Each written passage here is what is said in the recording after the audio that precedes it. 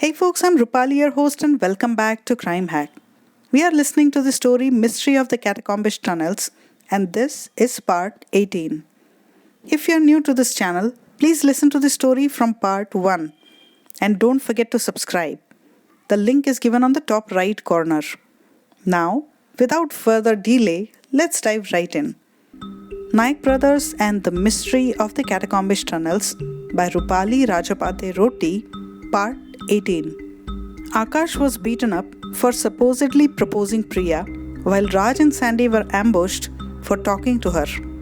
When Priya comes to know that people are getting beaten up or threatened in her name, she decides to help find the culprits. At the site where Aakash was attacked, she finds a gold ring with a peculiar design. At Raj and Sandy's ambush site, Sandy finds a picture of Lord Ganesha. When Sandy is telling Raj about the day's events back home, he receives a call from Priya. She tells him that the ring they found earlier in the day belongs to a guy she knows. And now. What are you saying? Well, all the kids in my neighborhood, she went ahead to explain, we lounge in the community garden till dinner time, and after dinner we go for a walk together. This guy Tushar is a cousin of one of us and has come to Pune to search for a job a couple of months ago. He used to wear that ring, and we had talked about it once since it had a peculiar design. When we found the ring today, I wondered, but I wasn't sure. And now when I see him, his ring's missing from his finger. She stopped again at the sound of snapping of a twig. I asked him about it and he fumbled, but said that he has taken it for repairs. She then added, I think it's a lie. Does he like you?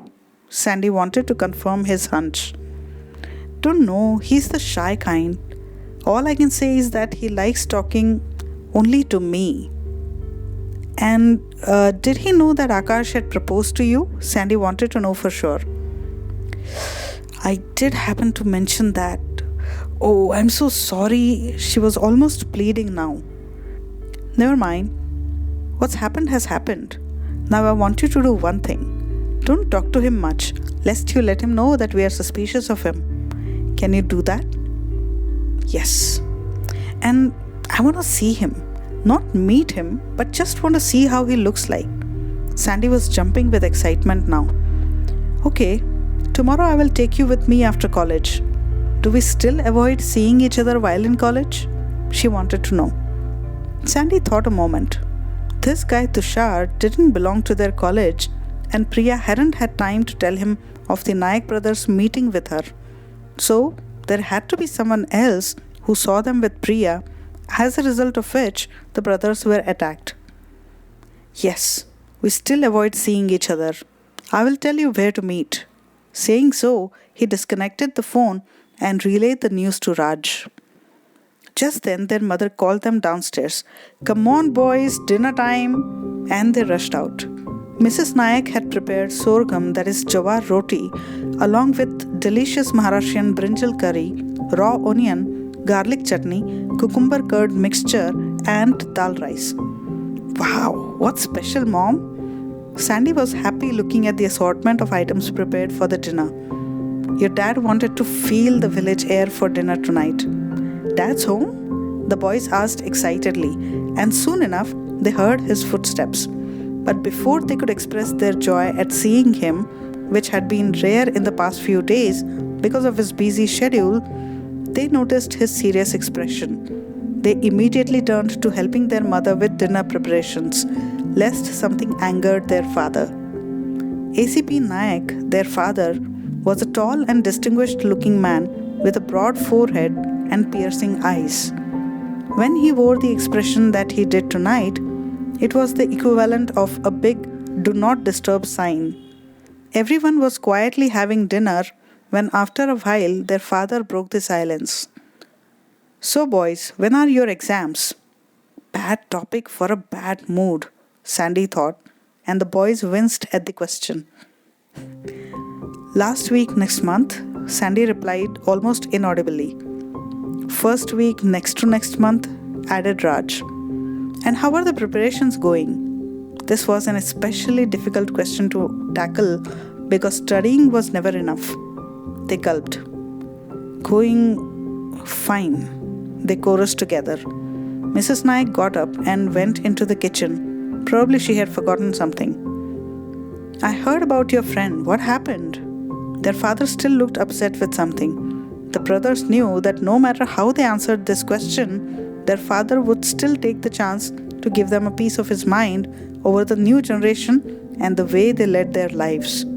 Gang wars over a girl was definitely not the way his generation led their lives. But Sandy was smart at changing topics and getting out of such tight situations. You look disturbed, Dad. Any tension at work? His father became quiet for a moment, then spoke up. Yes, some tension, I would say.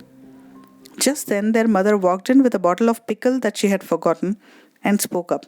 Forget about your office tensions for now. Do you know that these two were attacked with chili powder yesterday? The boys winced. They now had to give an account of the whole episode while their father listened attentively. Did you see any of them? He looked curious when they finished talking. The boys shook their heads. Didn't get a chance. Their father gritted his teeth while thinking deeply and then shook his head at length. Starting to eat again, he asked, You boys can handle the matter yourselves or you want to file a police complaint. Since their childhood, their parents had raised them so they could learn to handle their little problems on their own. At the same time, they encouraged the boys to make friends with the people they fought with.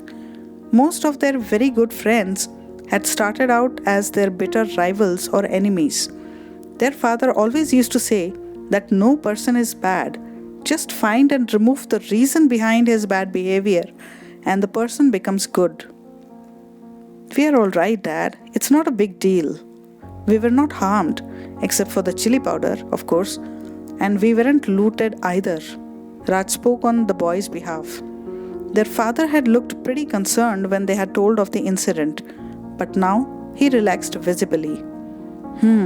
Good. When they finally hit the sack, the boys breathed a sigh of relief. Ooh, what a lecture!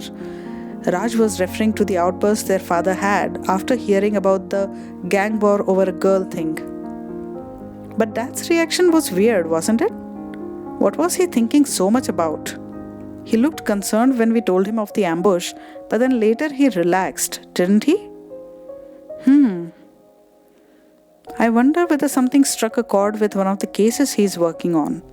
Raj wondered aloud. Suddenly he sat up, scratching his head.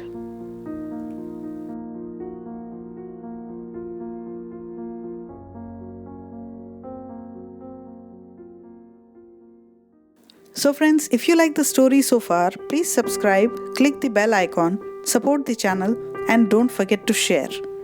Those getting introduced to this channel, please hear the story from part 1. Also, there is a lot more to come, like how to save yourselves from being a victim or a criminal, what to do if you have already become one, how to get out of the victim or criminal mentality, what to do if you find yourself in a desperate situation, business opportunities with zero or minimal investment so survival doesn't become a reason for you to turn to crime, and many such things. The main purpose of this channel is to help you in real life and in real situations. So spread the word to everyone. You never know who will benefit from what content on this channel. The Patreon account link is given on the video. Please contribute what you can so I can produce more of such helpful content. I publish a new episode every Monday, Wednesday, and Friday with bonus content on other days. So keep a lookout. Until next time, be happy and keep safe. Namaste.